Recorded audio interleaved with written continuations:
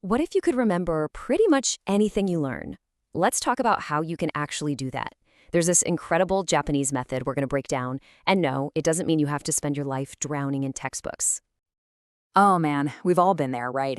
You spend hours highlighting, rereading, cramming for a test or a huge presentation. You feel like you're being super productive, but then, the next day, poof, it's like it all just evaporated from your brain.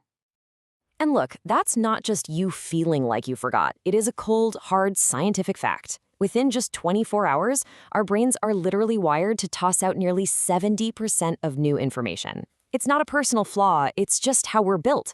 So the real question is, what if we could start working with our brain's natural programming instead of constantly fighting against it?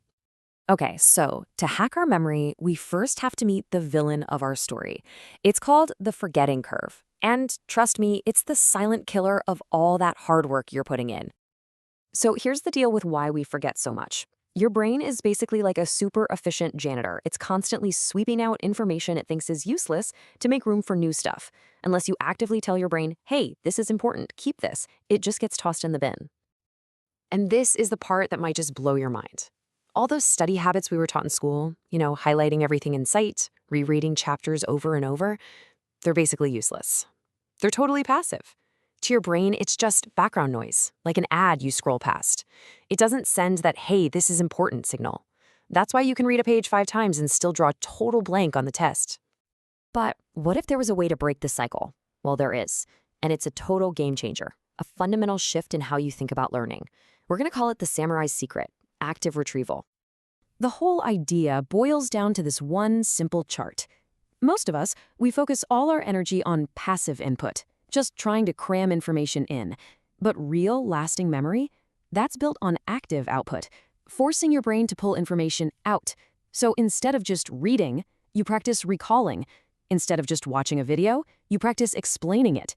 See the difference? You switch from being a passive sponge to an active creator of your own knowledge.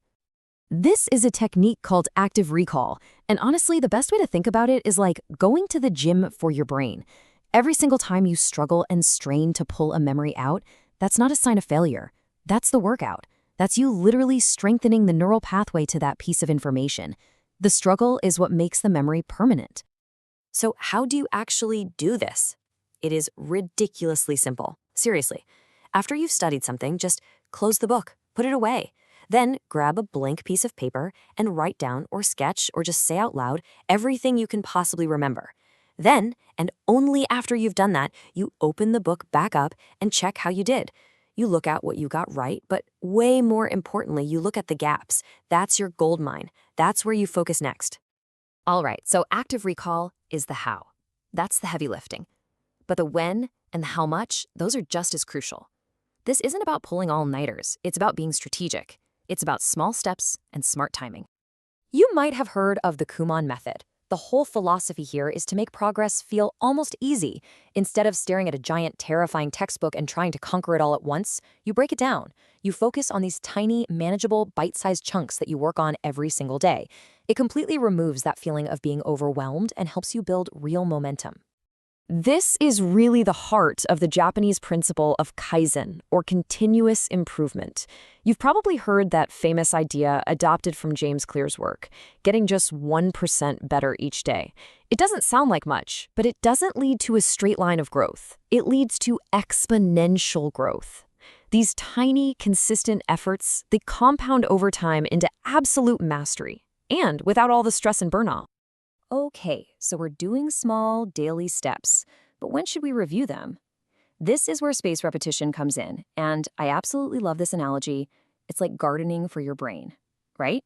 You don't drench a plant with water every 5 minutes. That would kill it. You water it right when it's starting to get a little thirsty. And you do the exact same thing with your memories. You revisit a concept just before your brain is about to go, haven't used this in a while, let's get rid of it. And this is what that actually looks like in a schedule. You might review some new info after 1 day. Then you wait and review it again after 3 days. Then again after a week. And then maybe after a whole month. Each time you do that, you're pushing that forgetting curve further and further back, locking that information deep into your long-term memory. And you know what the best part is? This doesn't have to take up your whole day. Not even close. You can combine all of this into a super simple 6-minute daily Kaizen plan. Check this out. 2 minutes of active recall on what you learned yesterday, 2 minutes of spaced repetition review for something from last week, and 2 minutes of focused practice on a brand new, tiny concept. That's it, 6 minutes a day. That's all it takes to build some serious, remarkable progress. So we've got the techniques down, we've got the timing, but there's one final piece to this puzzle. And honestly, it's not really a technique at all. It's about your mindset. It's the mindset of mastery.